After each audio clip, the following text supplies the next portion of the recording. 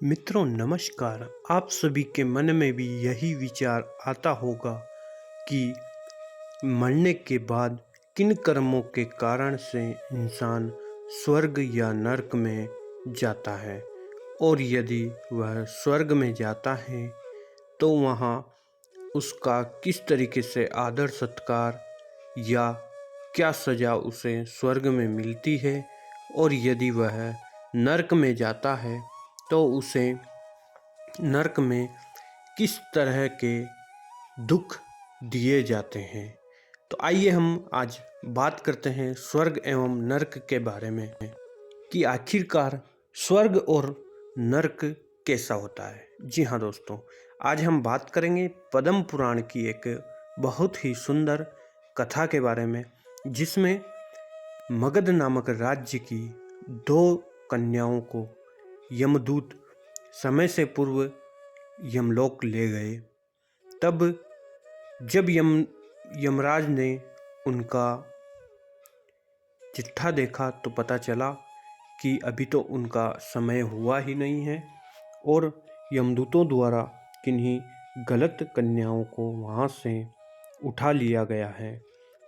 तब यमराज ने यमदूतों को आदेश दिया कि इन दोनों कन्याओं को आदर सहित पृथ्वी पर छोड़कर आया जाए।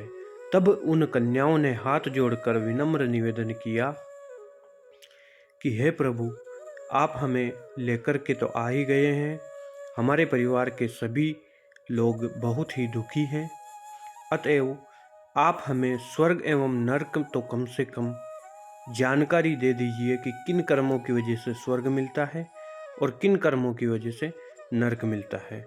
तब यमदूत दौड़ करके यमराज के पास गए और उन्होंने यमराज से पूछा कि दोनों कन्याएं इस तरीके का अनुरोध चाहती हैं।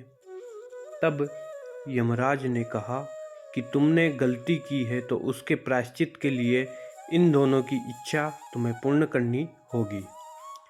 तब यमदूत ने उन्हें क्रमशः स्वर्ग एवं नरक दोनों ही जगह घुमाया और उसके पश्चात उन्हें पृथ्वीलोक पर छोड़ दिया गया। जब दोनों कन्याएं पृथ्वीलोक पर आई तो उनके परिवार के सभी लोग एकदम से डर गए। तब उन्होंने सभी ने सांत्वना देकर उस बात को समझा और तब उन दोनों कन्याओं से पूछा गया कि तुमने स्वर्ग एवं नरक में क्या देखा। तो आइए सुनते हैं उन दोनों ही कन्याओं के मुख से स्वर्ग एवं नरक की अलग अलग जानकारी। कन्याओं ने कहा कि जो इंसान जीवन में दान पुण्य और सत्कर्म करता है, माघ महीने में स्नान करके व्रत इत्यादि करता है, उस इंसान को स्वर्ग में जगह मिलती है और यमराज स्वयं खड़े होकर उसका आदर सहित स्वागत करते हैं तथा उसे वहाँ पर बहुत ही आदर मिलता है और उसे खाने के लिए भी मनपसंद भोजन दिया जाता है। स्वर्गलोक में बहुत ही अलग से व्यवस्थाएं रहती हैं, जिसमें हर कार्य के लिए उनके साथ उनकी सुविधा जुड़ी हुई रहती है। स्वर्ग में वही इंसान जाता है जिसका जीवन लोगों की मदद में गया हो, जिसने लोगों के प्रति परोपकार, दान पुण्य, धर्म पुण्य इत्यादि कार्य किए हुए हो और माघ महीने में जिसने व्रत स्नान करके व्रत किया हुआ है, वह इंसान स्वर्ग की प्राप्ति करता है। इसके बाद कन्याओं ने कहा कि नरक की यातनाएं बहुत ही कठोर होती है। नरक में जाने वाले व्यक्ति को बहुत ही अलग अलग दुखों से गुजरना पड़ता है। उनके लिए बहुत ही कठोर रास्ते बनाए हुए होते हैं, जिनमें कहीं पर कीचड़ भरा होता है, कहीं कांटों से भरे हुए मार्ग बने हुए होते हैं तथा कहीं पर पथरीले मार्ग होते हैं, जिनसे गुजरकर नरक में जाने वाले व्यक्ति को जाना रहता है। नरक में वही व्यक्ति जाता है जिसका जीवन दान पुण्य नहीं किया हो, सत्कर्म नहीं किए हो, दूसरों को दुख दिया हुआ हो, ऐसे व्यक्ति ही नरक में जाते हैं।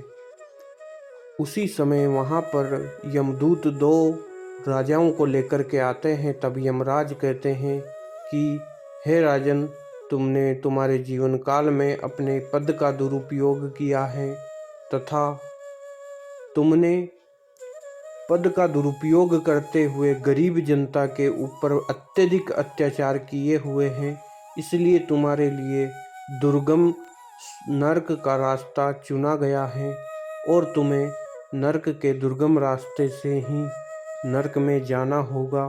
तब उन दोनों राजाओं को ऊपर से ही पाताल लोक में स्थित नरक में फेंक दिया जाता है। तब वह तीर बालों तलवारों से टकराते हुए नीचे गिरते हैं। उसके बाद उनके ऊपर नमक घुला हुआ गर्म पानी डाल दिया जाता है। इस तरीके से उनको अलग अलग यातनाएं दी जाती हैं, जो कि उन दोनों लड़कियों ने देखी हुई है। साक्षात वही हम आपको आज बता रहे हैं। इसी के साथ वो दोनों ही लड़कियां कहती हैं कि नरक में अत्यधिक कष्ट दिए जाते हैं। नरक 140 तरह के होते हैं, जिसमें उनकी गुणवत्ता अर्थात दुष्कर्म के अकॉर्डिंग उनको अलग अलग नरक में भेजा जाता है। जिस इंसान ने जितने कुकर्म किए हैं, उसी के हिसाब से, श्रेणी के हिसाब से नरक में भी उनका भाग बट जाता है, जिसके अनुसार उन्हें अलग अलग नरक की प्राप्ति होती है और जिसने जैसा कर्म किया है उसे वैसा ही नरक मिलता है। नरक की यातनाएं बहुत ही कठोर होती हैं, जिन्हें सहना तो दूर की बात है, लेकिन देख भी नहीं सकते हैं, ऐसा उन दोनों कन्याओं के द्वारा कहा गया है। मित्रों, मेरा आप सभी से यही अनुरोध है, माघ महीने का स्नान करें और व्रत इत्यादि जरूर करें और दान पुण्य से जुड़े रहें, ताकि आपको भी स्वर्ग की प्राप्ति हो और प्रभु की भक्ति में हमेशा लीन रहे, ताकि प्रभु परमेश्वर श्री चरणों में आपको स्थान प्रदान करे और आपको स्वर्ग की प्राप्ति हो।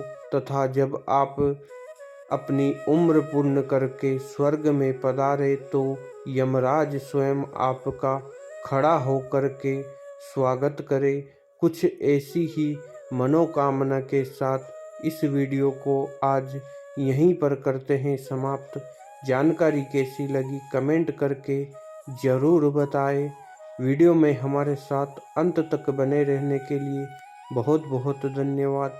आपका दिन शुभ हो।